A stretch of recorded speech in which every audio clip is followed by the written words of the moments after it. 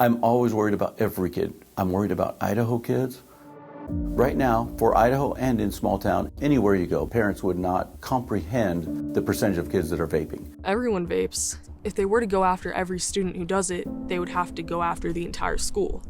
And once you start vaping and get that nicotine addiction, it's easy to pick up a marijuana joint. It's easy to get a prescription pill addiction. And the drugs that are available are constantly changing. Counterfeit prescription drugs that may have fentanyl in them. We have kids who respond quite dramatically and at times in life-threatening things to THC, to alcohol. These illicit substances literally rewire the brain in a way that could be there for decades to come. We are in a legitimate youth mental health crisis. Depression, anxiety, suicidality, self-harm have all been on the rise since 2007. The most recent Mental Health America ranks Idaho 49 out of 50 states for youth mental health. I think kids are self-medicating. I think kids are more solitary. I think that the mental health crisis is driving the substance abuse.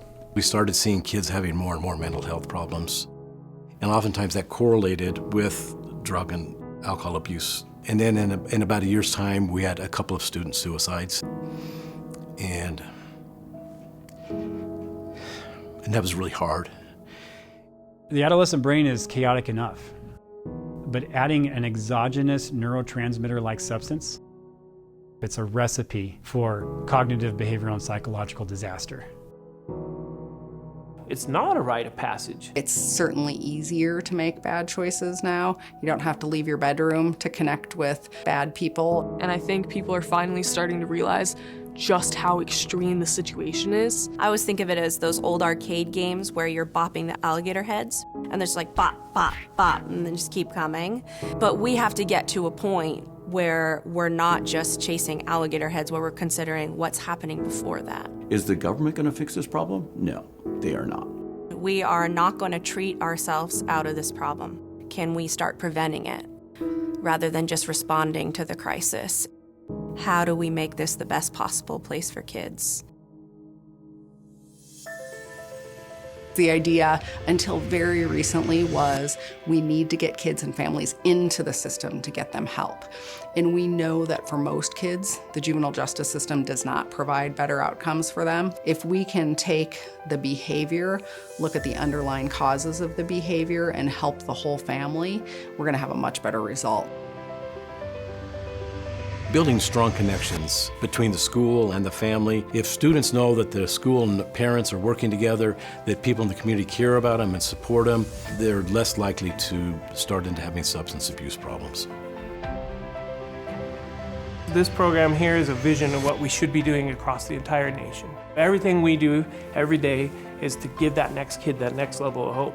We don't know their futures, but I know they're much brighter from having us than had they not had us. Welcome to Save My Family. Thank you so much for coming and for loving your kids and wanting to learn about their lives. We leave them with a plan of things for them to do so that they're not getting into drugs or social media addiction or meeting dangerous people online. Kids feel such a sense of safety when they are at the Idaho Youth Summit, something that some of those kids have never felt. The beauty of an upstream approach is it helps us get ahead of the problem. We're not waiting for crisis to occur. We're actually trying to stop it before it starts. The data was telling them this is what's leading to this, and they were able to focus on it and go. And when you ask anybody in the Marston community to step up for a kid, the answer is always yes.